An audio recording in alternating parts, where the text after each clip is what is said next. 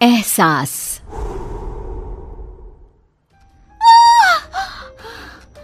फिर एक सपना, उसके पूरे होने का डर। क्यों ये सब क्यों हो रहा है मेरे साथ? क्यों?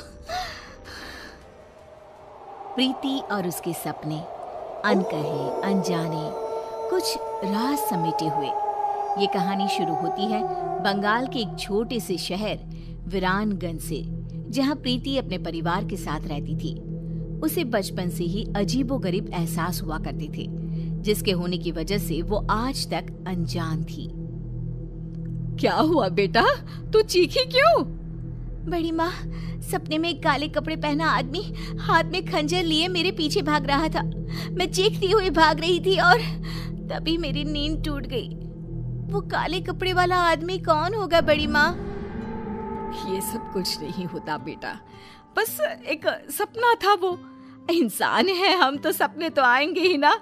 इन चीजों में दिमाग मत लगाया कर, सो जा। रूपा प्रीति को सांत्वना देकर कमरे से बाहर तो आ जाती है, पर उसका मन भी डर से भर जाता है। इतिहास अपने आप को दोहरा रहा है। हे देवी माँ, मेरी बच्ची की रक्षा करना। अगली सुबह प्रीति रोज की तरह कॉलेज के लिए निकलती है।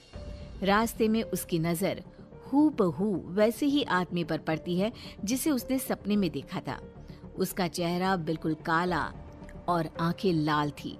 वो अपनी आंखें बड़ी बड़ी कर प्रीति को देखता है। बड़ी माँ मानती ही नहीं है। लो, वही आदमी दिख गया। अब मैं क्या करूं? भगवान मेरी रक्षा करना।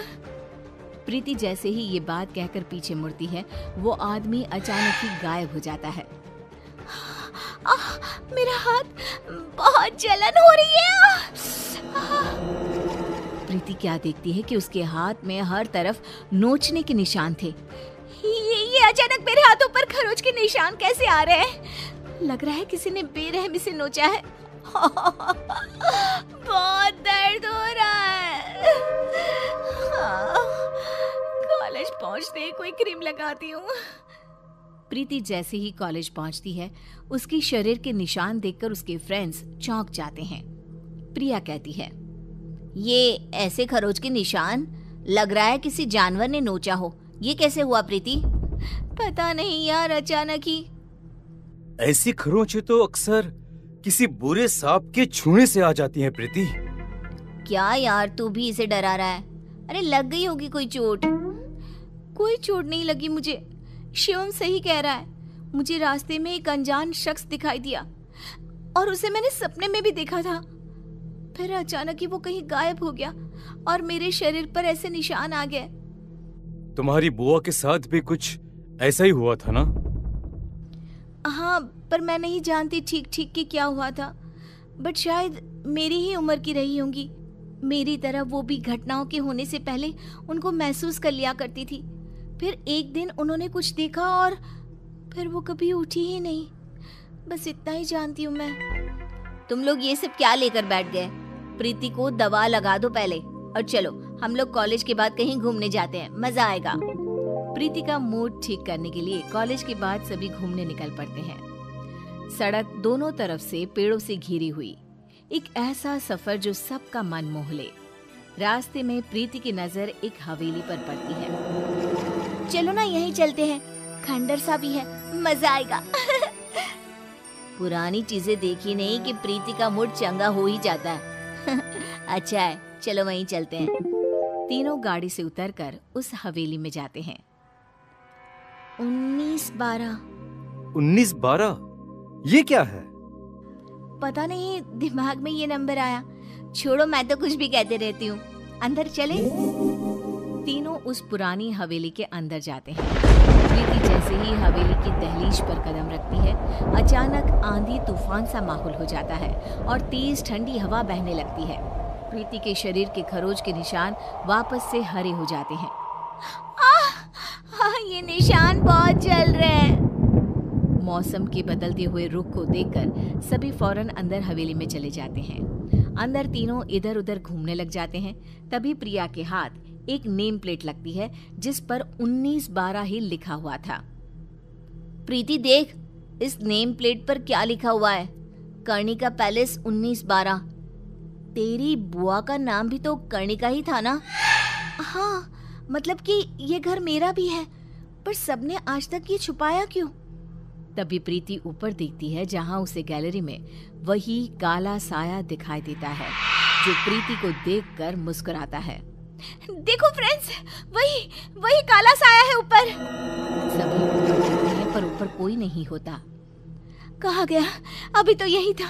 मुझे कुछ एहसास हो रहा है फ्रेंड्स, लगता है मानो इसी हवेली में मैं रही हूँ, पहले, बहुत पहले।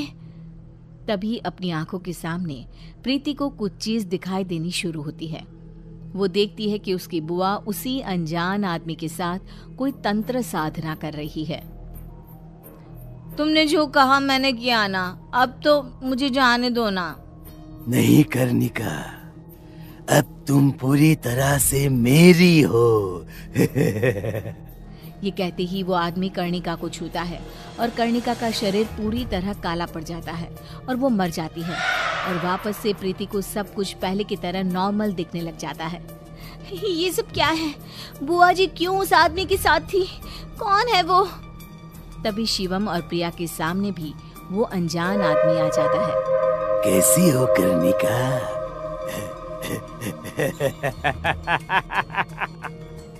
प्रीति के रूप में फिर से पैदा हुई तुम, पर देखो किस्मत वापस मेरे ही पास आ गई ना।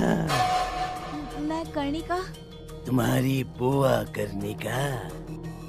उसे काले जादू से ताकतें हासिल करनी थी और उसी काले जादू ने मुझे जन्म दिया।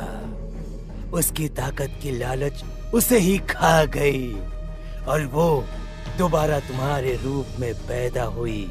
इसलिए तुम में बहुत सी शक्तियां हैं, पर अब तुम्हारे जाने का समय हो गया है प्रीति। वो कर्णिका थी, मैं प्रीति हूँ। मुझे किसी भी ताकत की कोई लालच नहीं है। यू कांट डिस्ट्रॉय मी। वो काला साया प्रीति के पीछे भागता है, बिल्कुल उसी तरह जैसा उसने सपने में देखा था। प्रीति भागती हुई ऊपर कमरे में खुद को बंद कर लेती है। आज मेरा सपना ही मुझे बचाएगा। प्रीति अपने सपने को याद करती हुई कमरे के एक कोने में पड़े एक मटके को निकालकर जमीन पर छोड़ देती है और साया गायब हो जाता है।